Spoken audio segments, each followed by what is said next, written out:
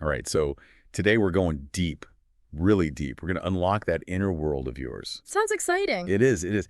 We're diving into 50 deep journal prompts. It's from Lestallion's blog. Oh, interesting. Yeah, and these prompts, well, they're not your typical "what did I eat today" kind of thing. This is like serious self-discovery stuff, Mhm. the kind that could totally shift how you see things. Maybe even, I don't know, change your life. Wow, that's a big claim. But I can see how journaling can really make a difference. Totally. And the way Lestallion lays it all out, it's super cool. It's not just like random questions thrown at you, it's organized. Oh, that's good. Structure is helpful. So how are the prompts organized? 5 categories, 5, and they cover everything.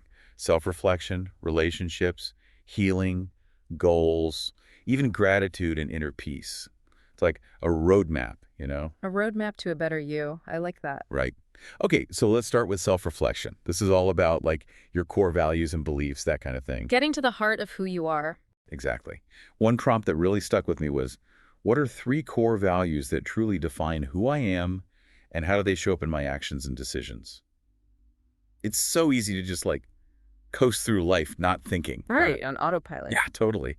But this prompt makes you stop and think, like, why am I doing what I'm doing? Does it match up with what I believe in? It's almost like you're holding up a mirror and asking, am I actually living my values or am I just talking about them? Totally. Actions speak louder, right? Oh, That's yeah, what they say. So this could really help bridge that gap between what we say and what we do. definitely. It can be eye-opening for sure. What other prompts from this category spoke to you? Oh, there's this one. It's about fear.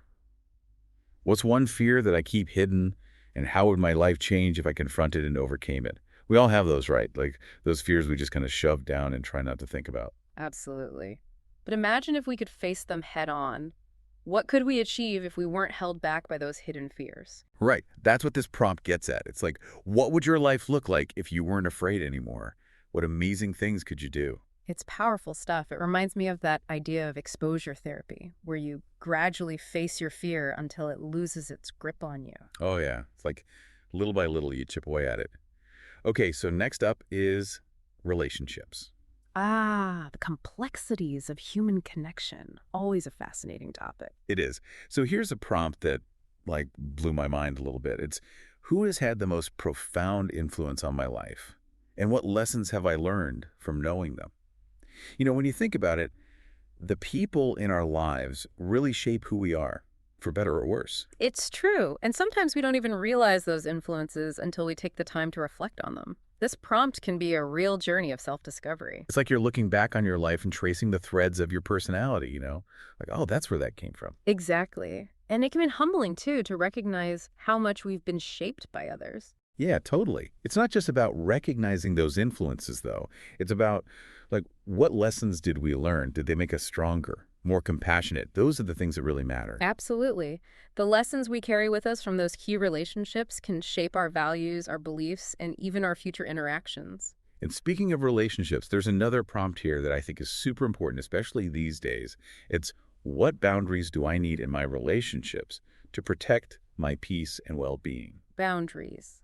So essential, yet so often neglected. Right. It's like in today's world, everyone's always connected, always busy. It's easy to lose yourself in that. Yeah. This prompt forces you to think about what you need. It's about recognizing that it's okay to say no sometimes to protect your time and energy. Exactly. It's not selfish. It's self-care. And it's not about building walls to keep people out. It's about creating healthy fences that allow for connection while still honoring your own needs. Perfect analogy. Yeah. All right. Ready to get deep. Okay, good. This next category is healing and letting go. Heavy stuff.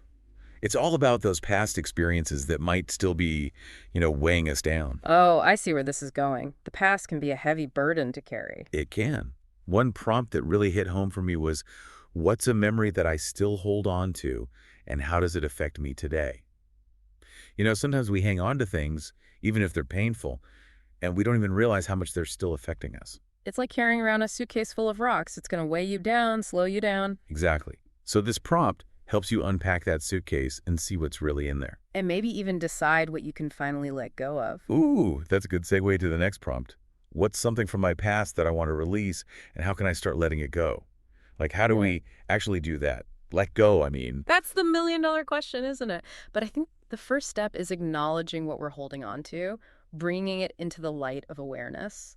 That makes sense. And then what? Just poof, it's gone. It can't be that easy, right? Of course not. It's a process, not an event. And it takes time. But I think this prompt is a great starting point. It gets us thinking about what freedom might look like, what we might gain by letting go of those old hurts and resentments. I like that. So it's not about forgetting, it's about choosing to move forward. Exactly. And I think that's a really powerful message. Okay, enough of the heavy stuff. Let's shift gears a bit. Next category is setting goals and finding purpose. Much more optimistic, right? Definitely. It's about looking ahead and creating the future we want. Totally. This one caught my eye right away.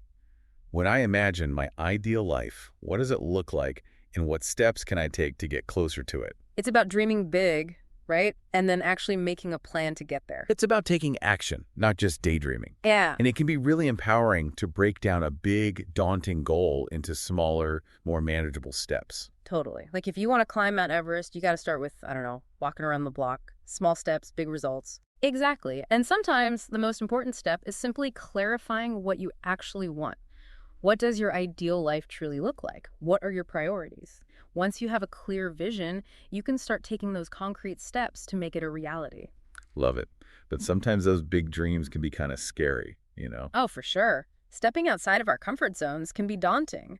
But that's often where the magic happens, where we truly grow and discover our potential. That's so true.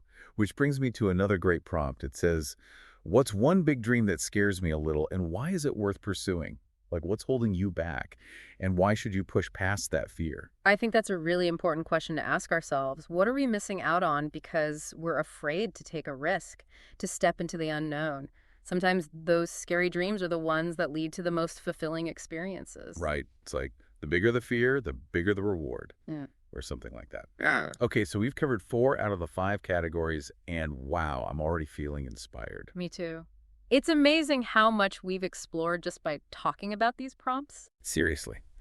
We've covered facing our fears, setting boundaries, healing from the past, setting goals. It's a lot. It is, and we still have one more category to dive into. The grand finale, cultivating gratitude and inner peace. It's like the cherry on top of this whole self-discovery Sunday, right? I love that analogy, and it's so fitting because this category is all about finding those little moments of joy and contentment that make life so rich and meaningful. Right. It's about appreciating what we have, not focusing on what's missing. And shifting our perspective from scarcity to abundance. Exactly. So we're going to take a quick break, but when we come back, we'll dive into those gratitude prompts and see what gems Lestallion has in store for us. Stay tuned. And we're back, ready for more deep dive action. Where were we? Right. We're about to explore cultivating gratitude and inner peace. Ah, yes. Gratitude. It's like the magic elixir for a happy life, wouldn't you say? It really is. It really is. It's like when you focus on the good stuff, the stuff you're grateful for, it changes everything. Totally. It shifts your whole perspective. It's like putting on rose-colored glasses, but for your mind. I like that. Rose-colored glasses for the mind. Okay, so there's this one prompt that really hit me. It says, what's one thing I often overlook but brings me joy each time I notice it? Oh, that's a good one. We get so caught up in our routines and the hustle and bustle of life, we forget to appreciate the little things. Exactly. Like just this morning, I was rushing to get out the door, same old, same old.